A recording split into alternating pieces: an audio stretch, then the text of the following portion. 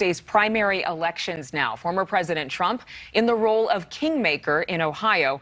J.D. Vance winning Ohio's Republican Senate primary with the help of Trump's endorsement.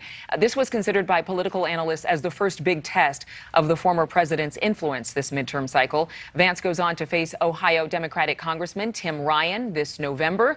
Ryan winning big time, pulling in at least 70% of the vote.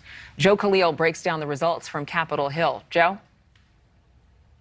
Yeah, good morning, Adrian. The storyline going into the primary, at least focusing on the Senate, was whether or not that Trump endorsement was going to have a real impact. And as you just saw, J.D. Vance was riding that momentum and ended up winning by 8 points. Not a hugely decisive victory, but a win. So the question becomes whether or not this is just a snapshot for Ohio or whether this is a trend that we will continue to see. Do we want a Republican Party for the people right here in Ohio? Ladies and gentlemen, we just answered the question.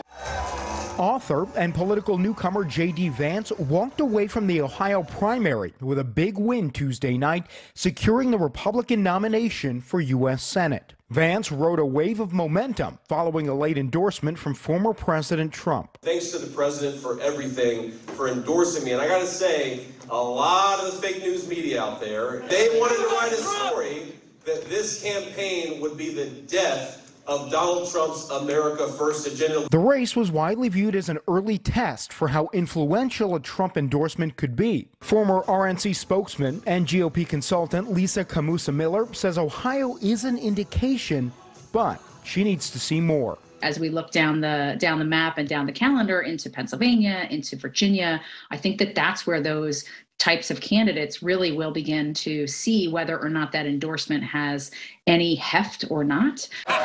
On the Democratic side, Congressman Tim Ryan won overwhelmingly with nearly 70% of the vote. He'll face Vance in November. I'm not here to get in a fight. I'm not going to win on election day and try to punish 50% of the people that are living in this state or in this country. We are here to heal. We are here to become Americans. And in the race for governor, incumbent Mike DeWine, the most moderate Republican running, coasted to an easy 20-point victory for re-election. He'll face Dayton's Democratic mayor, Nan Whaley.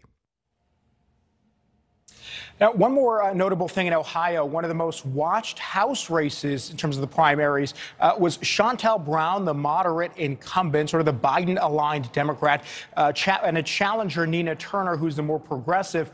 Brown ended up winning that decisively by about 30 points. So that's the second time that she's defeated Nina Turner there, and it was a resounding victory. And a quick note about Indiana's primaries as well. There weren't really a lot of surprises there. The Senate candidates ran unopposed. Most of the incumbent House races also people were running unopposed. One person who did have a challenge that I thought was notable, Congressman Greg Pence, the brother of former Vice President Mike Pence, although he also pretty comfortably won his primary last night. Adrian. All right. Thank you so much, Joe. We want to welcome right now one of the candidates who won last night from Ohio, Republican. Thank you so much for watching. Make sure to click on the red subscribe button below so you can get more of NewsNation's fact-driven, unbiased coverage.